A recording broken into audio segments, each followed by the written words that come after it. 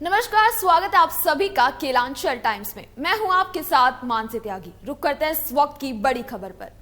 भारत सरकार ने एक के बाद एक भारत रत्न देकर कई संदेश दिए। इसमें राजनीतिक और सामाजिक मायने बताए जा रहे हैं। इसे बीजेपी का सियासी रणनीति से लेकर सोशल इंजीनियरिंग का भी हिस्सा माना जा रहा है। हाल ही में दिए गए 5 भारत रत्न से 5 संदेश निकलते हैं।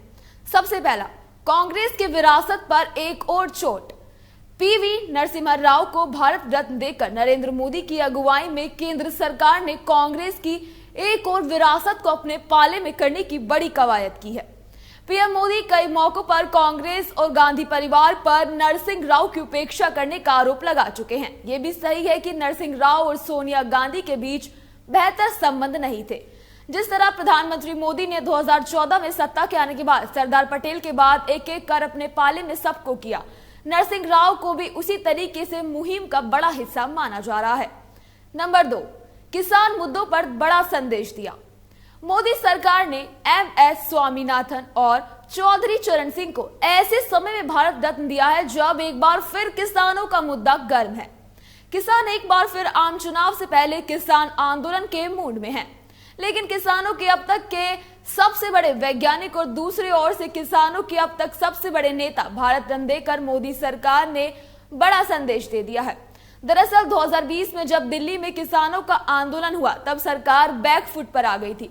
तब कहा गया कि सरकार ने वक्त रहते कदम नहीं उठाए, ना ही सही तरीके से संवाद किया। लेकिन इस बार बीजेपी की ओर से केंद्र सरकार ने किसानों से जुड़े 2 बड़े नाम को भारत रत्न देकर संदेश देने में जरूर सफलता पाई कि वह उन्हीं के मुद्दों के साथ है। नंबर 3, दक्षिण विस्तार पर पूरा फोकस। पिछले कुछ सालों से नरेंद्र मोदी की अगुवाई में बीजेपी ने दक्षिण विस्तार पर अपना पूरा फोकस रखा। शुक्रवार को जो 3 भारत रत्न की घोषणा हुई उसमें 2 दक्षिण भारत के ही थे, जिसमें नरसिंह राव और स्वामीनाथन। पिछले दिनों पद्म सम्मान भी दक्षिणी के नामचीन लोगों की प्रमुखता मिली। राम मंदिर प्राण प्रतिष्ठा से पहले पीएम मोदी ने दक्षिण के कई मंदिरों का दौरा भी किया था। उन्होंने काशी तमिल समागम जैसी पहल की। दरअसल बीजेपी को पता है कि अगर पार्टी को 2019 के मुकाबले अपनी संख्या में बढ़ोतरी करनी है तो उसे दक्षिण के राज्यों में अपना विस्तार करना होगा। नंबर 4, हिंदुत्व नायकों को भी सम्मान दिया गया।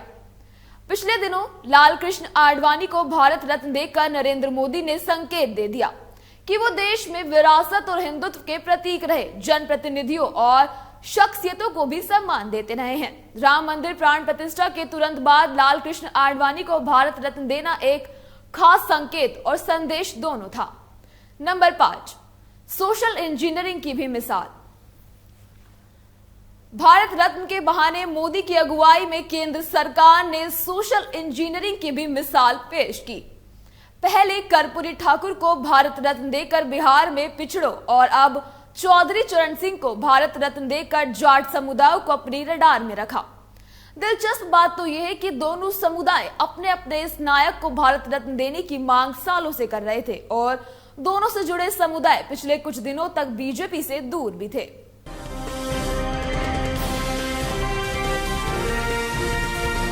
केलांचल टाइम्स, हर खबर पर हमारी नजर।